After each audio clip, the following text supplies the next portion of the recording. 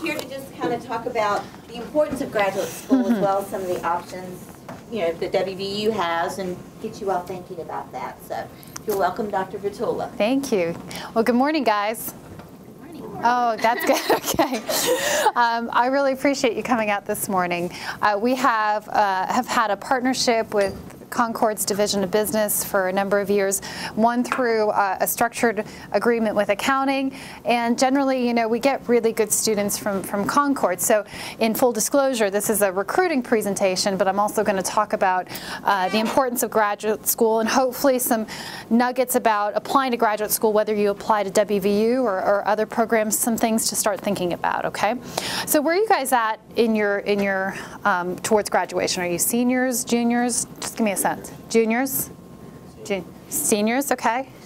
Seniors, okay. How about you? Senior? Senior? Junior? Okay. And then junior? Sophomore, okay, good. Thinking about things early, that's great. It's never too early to think about grad school. So I'm going to take you through the program options at WVU's College of Business and Economics, talk a little bit about grad school, talk a little bit about one of our new programs that I'm incredibly excited about, and it's actually so new that we don't even have material about it. I'll show you a little video, and then we'll take questions. So I anticipate this won't take more than 25-30 minutes, but I'm going to stick around as long as you guys want me to. Okay, how many of you guys been up on Morgantown's campus? Good. Well, if you haven't been, you got to visit. And what I'd like to do is personally welcome you up for a visit after this presentation, not today, of course, but you know, at some point, if you want to come up and see the campus, see the class, sit through some of the classes, meet with some of our current students, I welcome you to do that. And actually, I'd encourage you to do that. Graduate school is a big decision.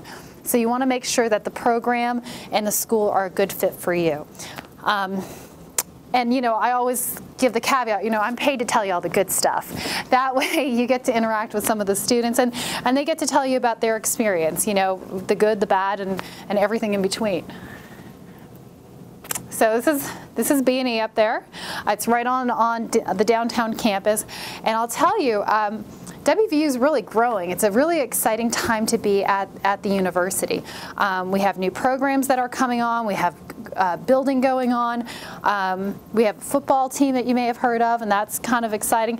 So I'm from Canada originally, and so in Toronto, Canada, we don't really have football the same way that WVU does. And so my first game that I attended was actually a Virginia Tech WVU game back in the early 2000s. And it just blew my mind what campus was like. Because, you know, my university that I went to, we'd celebrate if we had a touchdown. Our team was awful. And the way we used to talk about it is we were the academics, so, you know, we weren't really jocks. But when Morgantown shut down and people were going to the football game, I remember calling my dad thinking, and saying, I've never seen anything like this. Like, there's nothing like WVU's campus. When there's a sporting event going on, during the fall, when, you know, the leaves are changing, it's just a great place to be. And, you know, I'm there by choice now. Like, you know, initially, my husband brought me down kicking and screaming. Morgantown was very different than Toronto, Canada, but now I wouldn't want to be anywhere else. So it's a great town to live in and to be, and it's a great university to be at. So, our menu of offerings with programs. We have the MBA, our Masters of Science in Finance, Masters of Science in Industrial Relations and Human Resources it should read, so that's our HR focus. Our Masters of Professional Accountancy, one of our newer programs, the Master of Forensic and Fraud Examination, a certificate in the forensic accounting area, PhD in Business Administration, PhD in Economics, and then what I'm going to talk about at the end of this presentation is our Masters of Science in Business Data Analytics, which is our newest program offering. And then we have a number of dual degree programs, usually with the MBA programs. You can do an MBA, any combination of MBA and these other degrees. Sports Administration, PharmD, DDS, JD. Our PharmD and our JD are very popular programs, the combination. And so a lot of other professions are looking at adding a business skill set to their area of expertise. Okay. Before I go into the specifics of each program, why would you consider going to grad school? So tell me a little bit about your motivations for going to grad school. I'm staring at you, so tell me why you're thinking about grad school. Get more money. Get more money, so that's an excellent point. You know, ideally, you select a degree that is going to align with your career goals and open up more doors for you. If you look at what I encourage everyone to do here is, think about what your dream job is 5, 10 years down the road, and look at the credentials that are required for that dream job. And my guess is most of them will require an advanced degree, and if they don't now, they eventually will. It used to be that a bachelor's degree would suffice for progression through your career.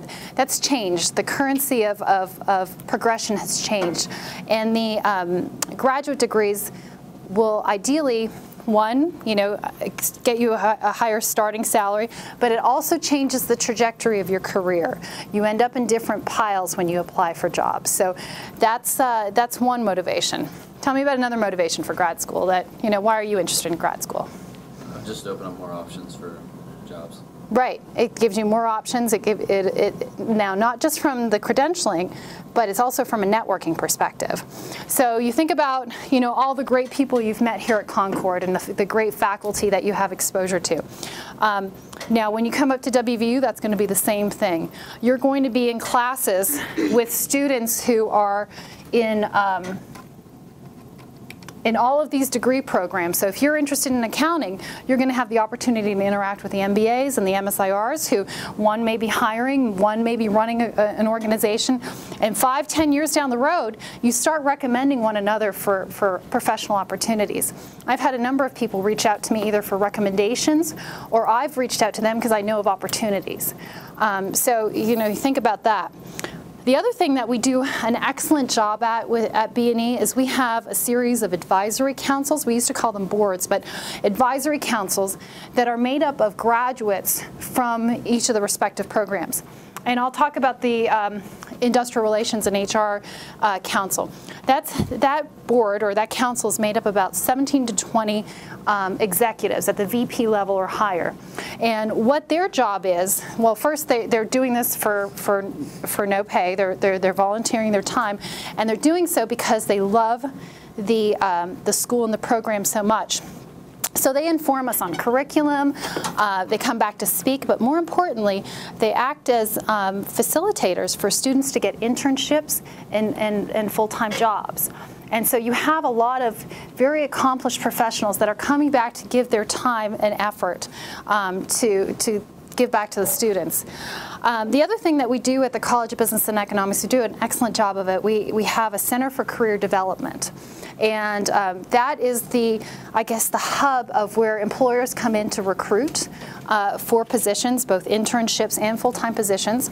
But in addition to that, we work on the softer skills. So it's not just, let's take a look at your resume, let's take a look at your cover letter. Let's attend a networking event where I'm going to teach you how to network. So if you walk into a cocktail party and there are groups of 2, 3, and 5, and you don't know anyone, who do you go and introduce yourself to? What do you think? Who do you introduce yourself? The group of 2, 3, or 5? 5. Okay, that may be one answer. Anyone have a different thought? Okay, so you could do the 5.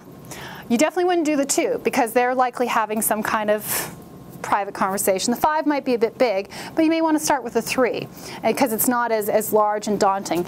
And we take from that, how do you introduce yourself? How do you shake hands? In what order? How do you present your card? So these are the finer skills that, the degrees are going to help you with the technical expertise. This is going to help you with the softer skills.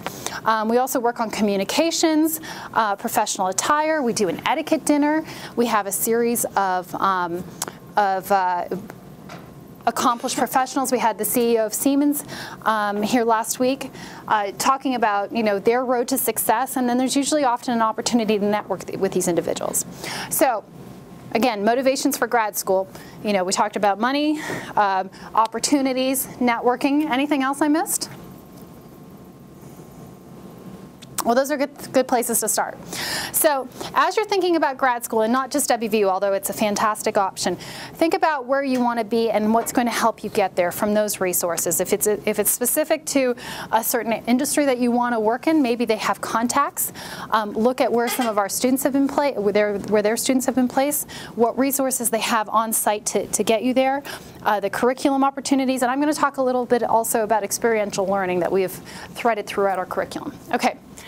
So let me go through each of the programs quickly. So our MBA. Our MBA program it's a 14-month program. It starts each year in June and it graduates a year August. So it's a very accelerated time frame. And in that 14 months essentially, we're putting you through 50 credit hours of graduate coursework. We're sending you on an international trip. You are writing business plans. You're working as a consultant to businesses. So you are getting a lot of hands-on experience. To apply to the MBA program, you don't have to have work experience. It's great if you do, but most of our students don't. So we try to build in a lot of experiential learning. We have our Brick Street Center for Entrepreneurship and Innovation, and we're trying to pair our MBA students with companies that are trying to either further this business plan, put together a feasibility study. We have a group of students that are looking at an economic development project for the city of Fairmont, and they're looking at revitalizing the downtown, not just from the recuperation of buildings, but creating a secondary market for all the materials that have been stripped out of these buildings. And so we have these students writing this business plan, making presentations to the various councils, and so you hit the ground running. We have MBA case competitions. Last year was such a proud moment for me. I was a proud mama there. Our students won the Big 12 MBA case competition. They went to TCU. It was a case that was written by Deloitte, and it was all about Apple Pay. And the general question, or what they had to answer was, would you invest in Apple Pay and why? And so they competed against all the schools in the Big 12, and these are top MBA students from across the Big 12 that participate in this case competition. And I'll tell you that we provided our students a lot of coaching, so that hands-on, that experiential learning thing that I was talking about, it starts from day one. And so we put them through workshops, practice case competitions, we threw them in front of our advisory council, and by the time they got to Texas, they were ready to go. And they had to go through multiple rounds, and it was amazing. We really did WVU proud. They won the whole thing, and the prize money was great. I think they ended up winning $5,000. But what was even more beneficial is the panel of judges who they presented in front of. It was their top team at Deloitte. And so they got exposure to these individuals. Those individuals asked us to do a follow-up phone call with another group so that they could present their findings. So just think about, again, the networking, who you're exposed to. So our MBA program, you can do a couple of things with it. You can do a general MBA, so you get advanced graduate level coursework in all the functional areas of business, and the point of the MBA is to integrate those functional areas to make leadership and management decisions. In the last couple of years, we've added areas of emphasis or concentrations, as you may have heard of them, in human resources, energy, finance, forensic accounting, and big data. And I'm going to talk about big data in a second. If you're a domestic student, so I assume if you're students that are domestic students are required to do a study abroad as part of their international business class. This year the students are going to China and Germany. And so have you guys traveled internationally? A few of you? Some no, some yet? Okay, so that's something that we want to build into the curriculum because we want to prepare you to be citizens of the world. And ideally, if your goal is to work for a Fortune 500 company, a multinational company, that you have exposure to different cultures.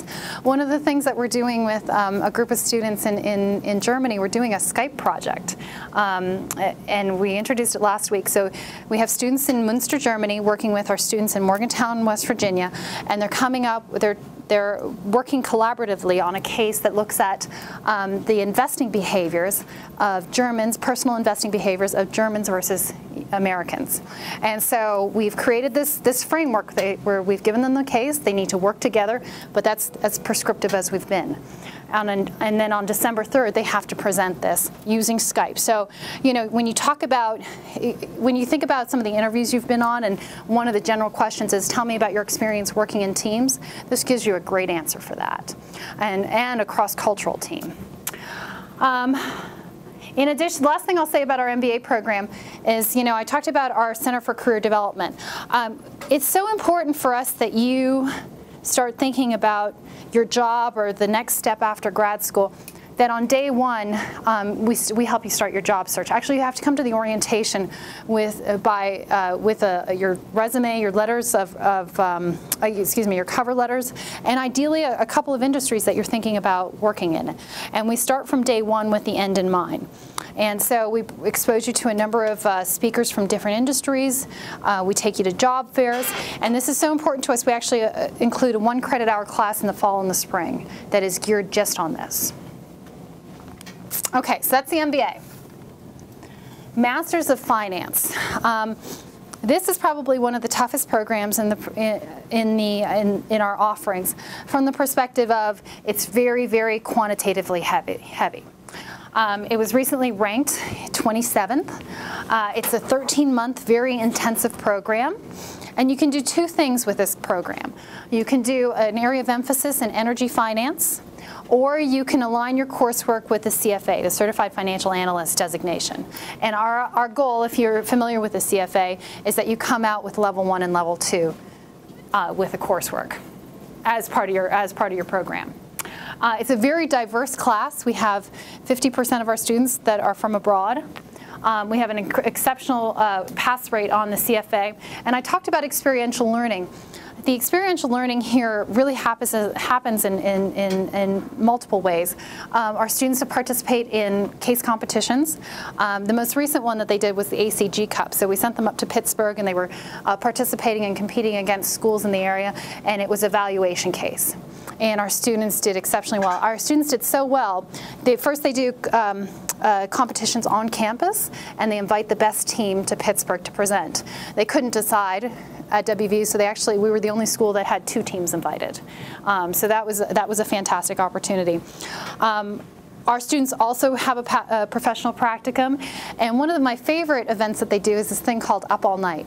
And we have a gentleman who has been a venture capitalist, and what he does is he creates a simulation where you're trying to make a deal. You're given the perspectives of a deal at 5 o'clock on a Thursday night, and you have to come up with your pitch by 9 o'clock the next morning. So you're literally staying up all night trying to simulate what he experiences, and he coaches the students through this. So it's an excellent experience, and actually we had a student get a job from participating in that because they could speak to the specifics of what that high pressure situation entails, and the employer was so impressed that they won the position over other people from other schools.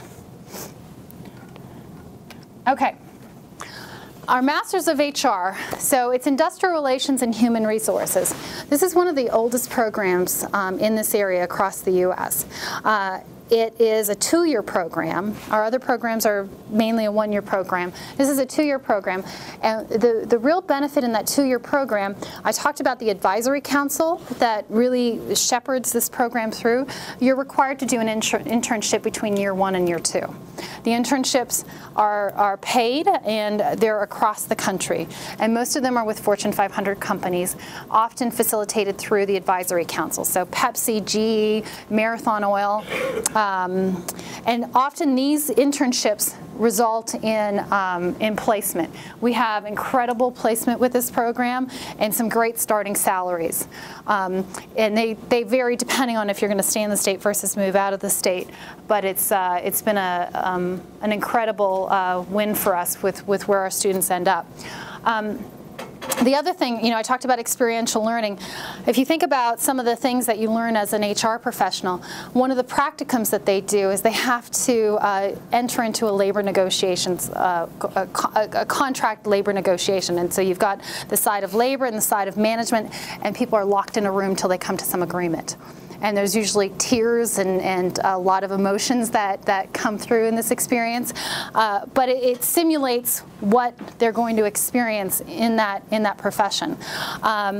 This program also allows you to come out with a portfolio of examples of what you would do. So if you're an HR professional, you're putting together a comp plan, a benefits plan, a training manual, and so that when you're applying for positions, you have very concrete examples of things that you're able to do. This program is very sought after, and again, I can't speak more highly about the placement. You can look at some of the organizations that are represented here. Okay, our Masters of Professional Accountancy. It's a 13-month program, and you can do it full-time or part-time, but most students opt to do it full-time. Now, one of the big coups for us, or one of the big feathers in our cap up at WVU, we're accredited by the AACSB. What that means, the AACSB is the gold standard for accreditation of business schools, and you can seek out a separate accreditation for your accounting program. And so that when you get this accreditation, it speaks to the rigor of the program, the faculty, the strategic planning, the assurance of learning, and so that's a big deal that we are accredited separately by the AACSB. The program, you can also do a certificate program in forensic accounting and fraud examination. This is one of the bench strengths at the College of Business and Economics. Our faculty literally wrote the textbook on this area. So when I say forensic accounting, I'm going to look at these two because they've got the MPA brochure. What is forensic accounting to you guys? Trying to find when people are cheating and stuff like Yeah. Just doing stuff like that. So WVU has one of our mountains of excellence, or one of our areas of expertise is in forensics, and so we have a crime house.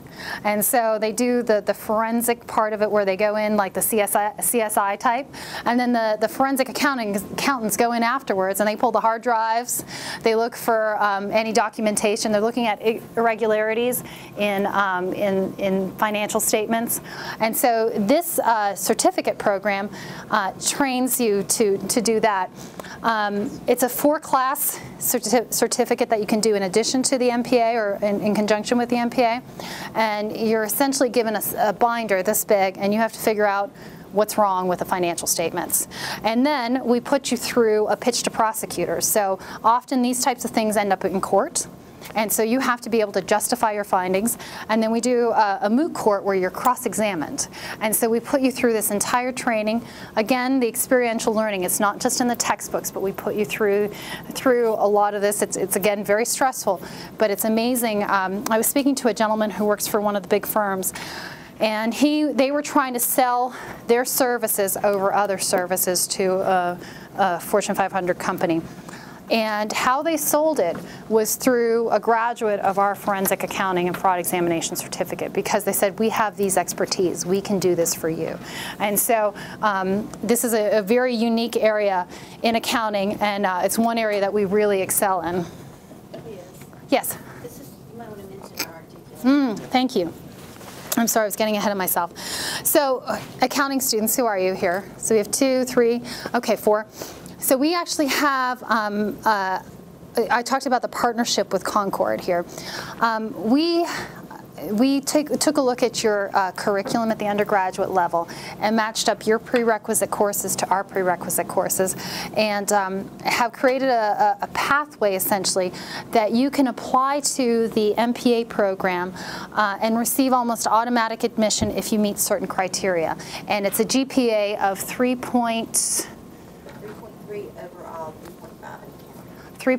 overall, 3.5 in accounting. And what that keeps you from having to do is take the GMAT. So, and I'll say that that's the only program that we have that doesn't allow for a test score, but it's because we vetted your curriculum, and we've created this pathway into our program. And we've had a number of students over the last couple of years take advantage of this. At the end of the program, at the end of the presentation, I'll talk a little bit about funding opportunities. If you're looking for funding opportunities, you want to take the GMAT from either a scholarship or a graduate assistant perspective. But this is one program that we have a pathway. So you can look at your courses as a sophomore or even earlier, and plan to enter right into grad school. So you can think of it as a 5-year program almost as opposed to a 4-year. We're in the process of working on something like this for the MBA program as well. Okay, Now, the forensics has been such a popular area that we've actually extended it into an MS program.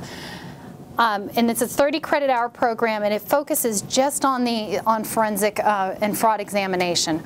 This is an online program. So for those that are not able to up and leave and move to Morgantown, this is a great opportunity. It's a 30 credit hour program. It's cohort based. It's online with residency. So what that means, you need to be on campus twice. Everything else is asynchronously delivered. So as long as you're meeting the deadlines in the coursework, you can pursue this. And then the residencies include what I described, where you're pitching, you're doing that pitch to prosecutors, you're going into the crime house. We teach you interviewing and interrogation techniques. It's actually a lot of fun. So this is one of our newest programs, and this is a great option for those that don't have the ability to up and move to Morgantown. Okay, so let me just, if you'll bear with me, I want to show you a video.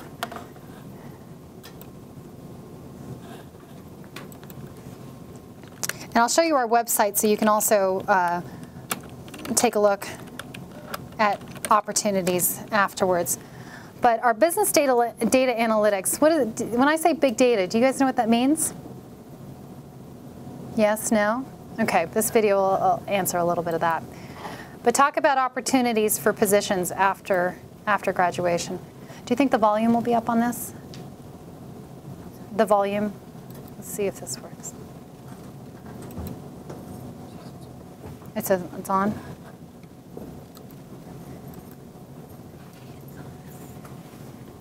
Oh. Okay.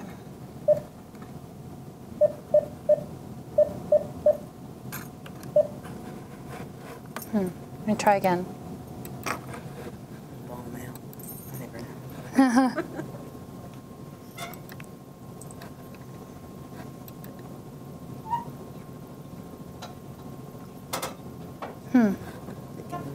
All right, it doesn't like it. So I'll try one more time, and then if not, I'll tell you just a little bit about it.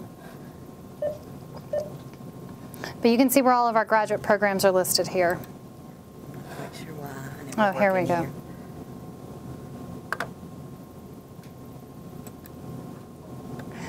So when I talk about big data, it's all of the massive amounts of data that is being collected on you as consumers.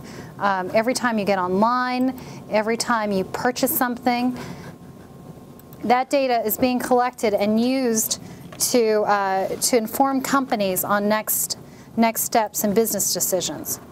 And we've gotten to the point where big data is just, companies are overrun, and they don't necessarily, some companies do know what to do with their data, others do not. And this is an area of expansion in higher ed where degree programs are being created to train people on how to use big data. All right. I'm clearly doing something wrong.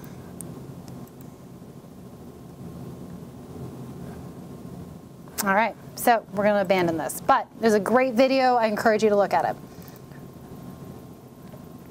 it. So it's our newest program offering. And the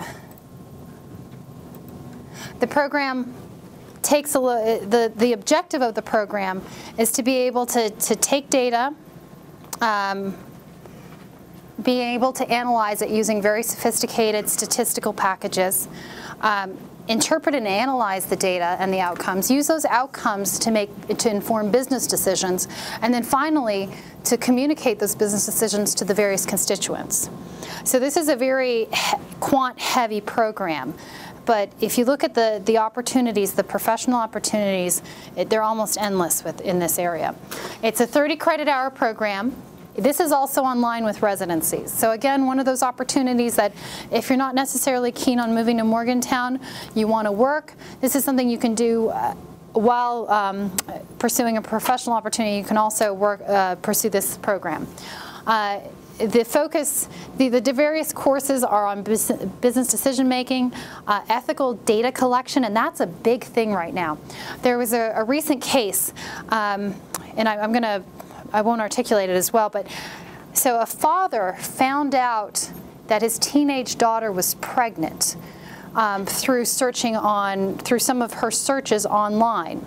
And how he found out, there's this thing called IP targeting and retargeting. I'm sure you guys are very familiar with that. So she was searching about pregnancy tests and whatnot.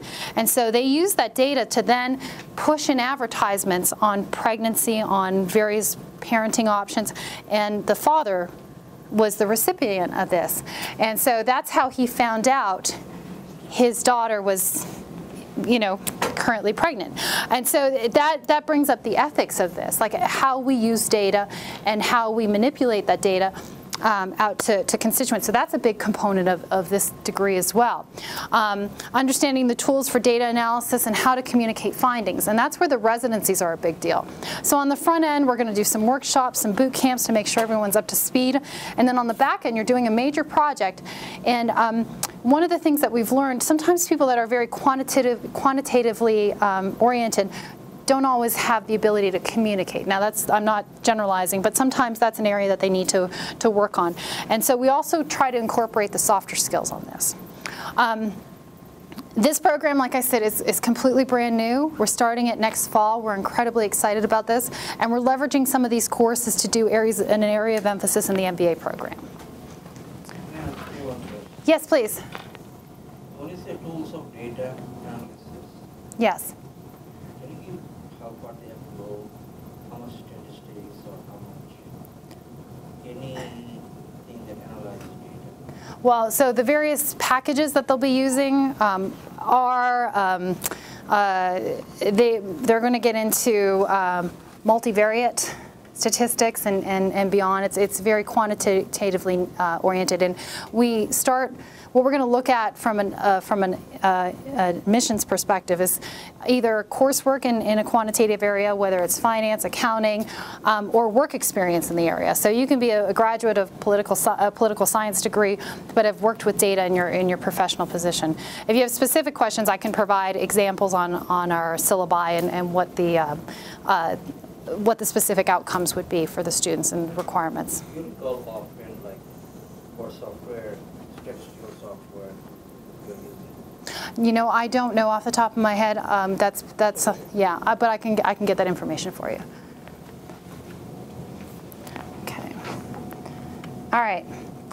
And I'll quickly go through the rest, but the EMBA program is also an option, and this is for working professionals. So if grad school it's not the right time for you to consider grad school right now, you can also pursue an MBA program online. You're required to have 2 years of work experience, and so this is something that you can do once you get out, but something to be aware of. Okay, we also have PhD programs in economics and business administration. And so if you're thinking about an academic track, both are great options.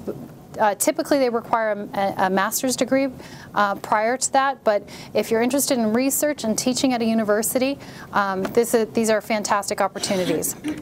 Okay, so I'm going to talk a little bit about admissions and funding opportunities. Generally, our programs require either a GMAT or a GRE for admissions. I would recommend the GMAT for the MBA program because we have scholarships that are built off of our GMAT scores. And you have the little insert that talks about the class average, but our scholarships for the MBA program start at $650. That's a half scholarship. 700 and above, it's close to a full scholarship. So it would behoove you to study and prepare for the GMAT. The GMAT is required or is an option for the other programs. The Masters of Industrial Relations actually prefers the GRE because they want to take. They're concerned about the quantitative, but they really want to see your ability to communicate through the verbal. Generally, our programs require letters of recommendation, a resume, statement of purpose. And all of the website that is referenced on the handout and through the website that I just visited have all the details. Talking about funding opportunities. So I mentioned the scholarship for the GMAT for the MBA program.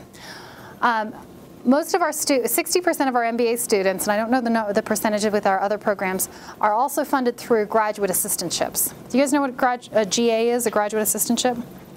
So it's where you work on campus for up to 20 hours a week, or for 20 hours a week, and then it waives part or all of your tuition depending on which unit you work in. For those seniors in the room, for the schools that you're looking at, if funding is a concern for you, you want to start looking at graduate assistance early on. And WVU, for example, has a listserv that you can sign up for, and each week they send out all the relevant positions. It's a great way to get work experience. It's a great way to fund your education. You know, I went through our MBA program way back when. It helped fund me. I worked on a grant at our health sciences, and I did some project management, data analysis, and some events. And it was a great opportunity, and it actually led to my first professional position right after the MBA program. So I would strongly recommend looking at graduate assistance either at WVU or the other schools that you're considering.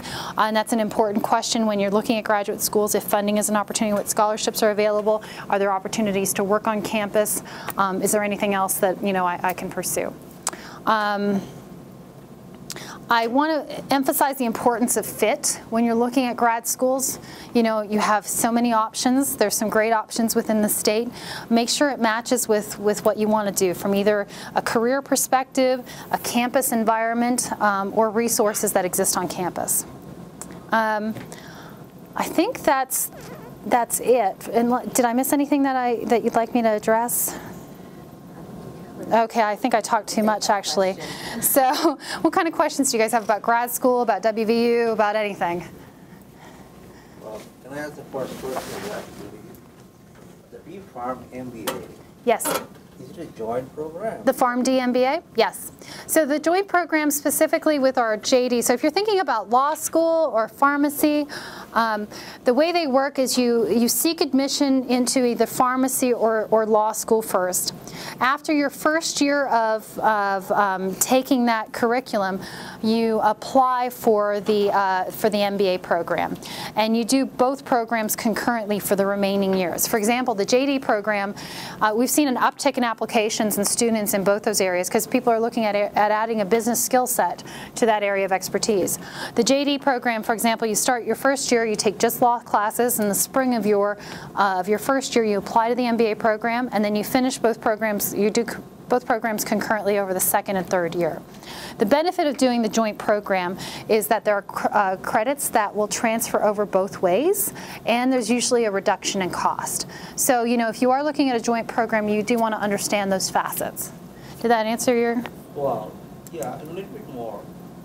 In that case, doesn't a student have to take a lot of prerequisites? So it goes beyond 14.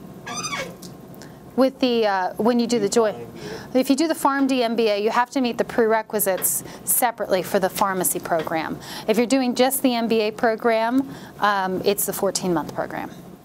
And, but anyone who is in like a biology major, or a pharmacy major, or a human nutrition major, they can all get into the D-Pharm MBA program? Well, not necessarily. They need to apply separately. And the PharmD program is actually done in conjunction with our executive MBA program. So they take classes online through our eMBA and continue with their pharmacy classes. And we do that from a scheduling perspective. But they're the exact same classes. Those joint programs are getting very popular. Very popular. That's where Seniors are taking MBA programs. We're working on joint programs with nursing and a lot of other health science disciplines. There's a lot of interest in that. So yes. What other questions? Okay, you're welcome. What kind of other questions can I answer for you guys? I just answered them all, right? Is that what I did? Because I talked too much? I am going to give you my card here. I invite you, again, to come up to WVU and take a look at campus and meet with our faculty, meet with our current students, attend a class. I'll put you in contact with our woman who oversees our recruiting and our admissions. And her name's Candy Wilhelm, and she'll help facilitate a visit for you if that's something that you want to do. And I'm going to stick around for a while. If you guys have any other questions, did I give you a card there? Yes. Okay, you did. There you go, guys. Thank you.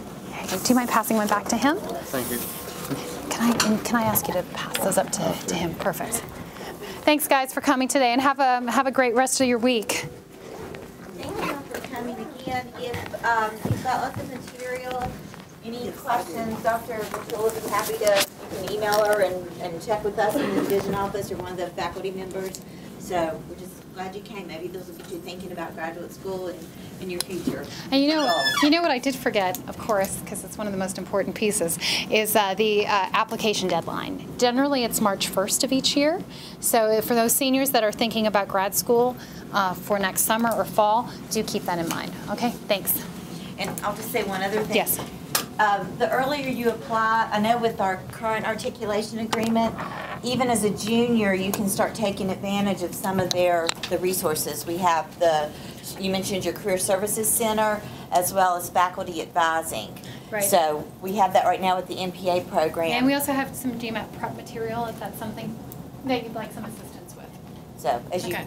give your interest, those are some things that are available to help you. So. Okay, thank you. All right, you guys have a great day. Thanks for coming.